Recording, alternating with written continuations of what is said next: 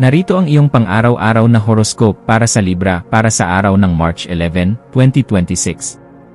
Sa pagsikat ng araw sa petsang ito ng March 11, mararamdaman mo ang isang napakalinaw na agos ng enerhiya na nagmumula sa mga planeta na magtutulak sa iyo na hanapin ang perpektong balanse sa lahat ng aspeto ng iyong buhay habang pinapanatili ang iyong likas na kagandahan at diplomasya. Ang bawat sandali ng iyong umaga ay mapupuno ng kislap ng inspirasyon na magbibigay sa iyo ng kakayahang ayusin ang anumang hindi pagkakaunawaan sa iyong paligid ng may sapat na katuwiran at pagmamahal sa kapayapaan na siyang tatak ng iyong pagkatao sa bawat kilos na iyong gagawin ngayong maghapon. Huwag kang mag-atubiling ipakita ang iyong sining sa pakikipag-ugnayan dahil ang iyong presensya ay magsisilbing tulay para sa mga taong naghahanap ng katarungan at kaayusan sa gitna ng ingay ng kanilang sariling mga karanasan sa mundong ito. Pagdating sa iyong karera at mga tungkulin sa trabaho, ang araw na ito ay naghahandog ng isang mahalagang pagkakataon kung saan ang iyong husay sa pakikipagnegosasyon at ang iyong mabusising paraan ng pagtimbang sa bawat panig ng isang issue ay lubos na mapapahalagahan ng iyong mga nakatataas at kasamahan. Mapapansin nila ang iyong dedikasyon sa pagbuo ng isang harmonya sa loob ng opisina. Kaya asahan ang isang positibong balita tungkol sa isang bagong responsibilidad o pakikipagtulungan na magbibigay sa iyo ng pagkakataong ipakita ang iyong galing sa sining ng pamamahala ng may dangal. Huwag kang mag-alinlangan na ibahagi ang iyong mga malikhaing solusyon dahil ang iyong talino sa paghahanap ng kagandahan sa bawat proseso ay sadyang kailangan upang mapanatili ang produktibidad at ang positibong aura sa inyong pangkat sa bawat oras. Sa usaping pananalapi, ang petsang ito ay humihingi ng isang matalinong pagsusuri sa iyong mga nagawang budget upang masiguro na ang bawat bahagi ng iyong kita ay nailalagak sa mga bagay na nagbibigay ng tunay na kapanatagan at hindi lamang sa mga luho na panandalian ng saya. Maaaring may lumitaw na oportunidad para sa isang investment na may kinalaman sa sining, disenyo, o mga proyektong naglalayong magdala ng kaayusan sa lipunan. Ngunit kailangan mong maging mabusisi sa bawat detalye ng kasunduan bago mo ibigay ang iyong buong tiwala at puhunan. Ang pagiging masinop sa iyong mga gastusin at ang paglalaan ng sapat na halaga para sa iyong mga pangarap na nangangailangan ng matatag na pundasyon ay magbibigay sa iyo ng ganap na kagaanan sa loob ng iyong puso at katiyakan sa iyong matatag na kinabukasan. Ang aspeto ng pag-ibig at pakikipag-ugnayan para sa Libra ay nasa isang yugto ng napakalalim na romansa at matamis na pagkakaintindihan kung saan ang iyong puso ay naghahangad ng isang relasyon na puno ng kislap ng respeto at sapat na pagkilala sa iyong mga pagsisikap para sa iyong katuwang. Ang pagpapakita ng iyong pagmamahal sa pamamagitan ng paggawa ng mga maliliit na bagay na nagbibigay ng kaginhawaan o ang pakikipag-usap ng mahinahon tungkol sa inyong mga layunin sa buhay ay lalong magpapatatag sa inyong ugnayan sa bawat sandali. Ngayong araw na ito, para sa mga naghahanap pa ng makakasama, ang iyong kaakit-akit at kagalang-galang na aura ay magsisilbing magnet para sa mga taong naghahangad ng isang partner na may matibay na paninindigan at marunong magpahalaga sa tunay na ganda ng isang matapat na pagsasama. Ang iyong kalusugan ay dapat maging isa sa iyong mga pangunahing prioridad sa pamamagitan ng pagbibigay ng sapat na atensyon sa iyong balat, bato, at sa iyong pangkalahatang balanse ng likido sa katawan na maaaring makaramdam ng tensyon dahil sa iyong matinding pakikipagtalastasan sa maghapon. Ang iyong katawan ay humihiling ng sapat na pahinga at pag-inom ng maraming tubig upang mapangalagaan ang iyong ningning habang tinatapos mo ang iyong mga mabusising obligasyon ng may sapat na lakas sa bawat hakbang na iyong gagawin sa lipunan. Ang pagsasagawa ng mga ehersisyong nagpapalakas ng iyong flexibility, gaya ng pilates, o ang simpleng paglalakad-lakad sa isang magandang parke, ay makakatulong upang mailabas ang mga negatibong vibes at mapalitan ito ng sariwang inspirasyon na magpapatibay sa iyo. Sa iyong pakikipagkapwa-tao, ang iyong papel bilang isang matalinong tagapayo at mapagkakatiwalaang kaibigan ay magiging sentro ng atensyon, lalo na sa mga taong nangangailangan ng iyong mabusising pananaw upang maresolba ang kanilang sariling mga kalituhan sa buhay at relasyon. May isang kakilala o malapit na kasama na maaaring lumapit sa iyo upang humingi ng tulong tungkol sa kung paano magiging mas mahinahon sa pagharap sa isang malaking pagbabago. At ang iyong mga salita ay magsisilbing gabay na magbibigay sa kanila ng bagong direksyon. Maging mapagmasid sa bawat pakikipag-usap dahil ang bawat impormasyon na iyong ibabahagi ay nagtataglay ng kapangyarihan na makapagpabago ng pananaw ng iba nang may sapat na paggalang sa kanilang sariling kakayahan at kalayaan sa bawat kilos na gagawin mo.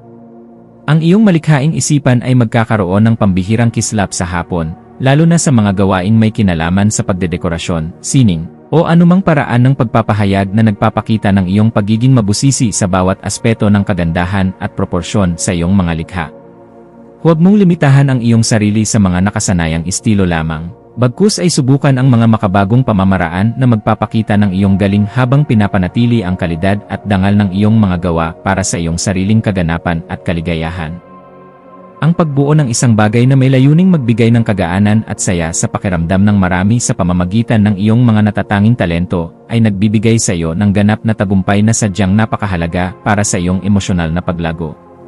Para sa pamilya, asahan ang isang kaganapan sa loob ng tahanan na mangangailangan ng iyong pagiging mahinahon upang maging maayos ang takbo ng inyong samahan sa kabila ng mga posibleng maliliit na usapin tungkol sa inyong mga kagamitan o plano sa paglalakbay. Ang iyong presensya ay magbibigay ng kagaanan dahil kaya mong magpaliwanag sa paraang madaling intindihin at may sapat na pagkilala sa nararamdamang pangangailangan ng bawat miyembro ng iyong pamilya sa bawat oras ng inyong pagsasama sa loob ng bahay. Maging mapagpatawad sa mga pagkukulang ng iyong mga mahal sa buhay at maging isang gabay na laging handang tumulong sa pag-aayos ng anumang aberya, dahil ang matatag na pundasyon sa loob ng tahanan ang tunay mong sandigan sa bawat hamon na darating.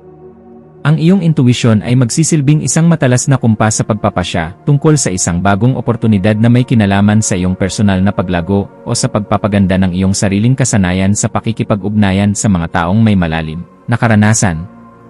Kung may nararamdamang udyok na ayusin ang iyong mga kagamitan sa pananamit o bumili ng mga bagay na magdadala ng higit na kagandahan sa iyong paligid, gawin ito ngayon dahil ang daloy ng enerhiya ay pabor sa mga bagong simula. Ang iyong panloob na boses ay malakas na nagpapaalala na handa ka na para sa isang mas mataas na antas ng kaganapan sa iyong pagkatao, kaya pakinggan ito, at huwag hayaang ang mga alinlangan ay humadlang sa iyong asenso patungo sa ruwok ng tagumpay. Sa aspeto ng edukasyon at pagkuha ng karunungan, ang iyong isipan ay magiging kasing talas ng isang kidlat na handang unawain ang bawat komplikadong impormasyon upang mahanap ang pinakaugat ng katotohanan sa iyong mga pinag-aralan ngayong araw na ito. Gamitin ang panahong ito upang magbasa ng mga materyales na magpapalawak ng iyong pangunawa sa mga usaping may kinalaman sa batas, sining, o sa mga paraan ng wastong pamumuhay dahil ang mga ito ay sadyang makakatulong sa pagpapabuti ng iyong disposisyon.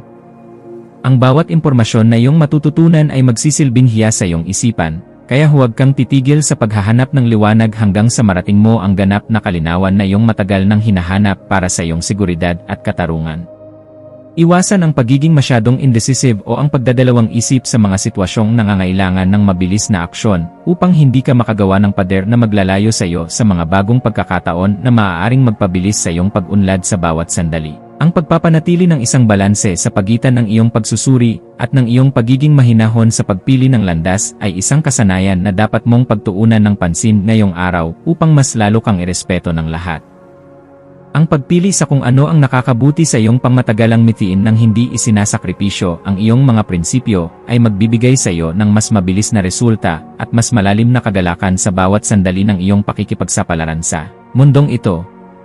Ang iyong espiritual na aspeto ay nangangailangan din ng pagkalinga sa pamamagitan ng paghahanap ng sandali ng katahimikan sa gitna ng iyong abalang schedule upang muling makakonekta sa iyong panloob na lakas na nagbibigay ng direksyon sa iyong buhay. Ang pagninilay-nilay tungkol sa iyong mga tunay na hangarin para sa isang makatarungang pamumuhay ay magbibigay sa iyo ng sagot kung bakit kailangan mong maging matatag at kung paano mo magagamit ang iyong talino para sa kabutihan.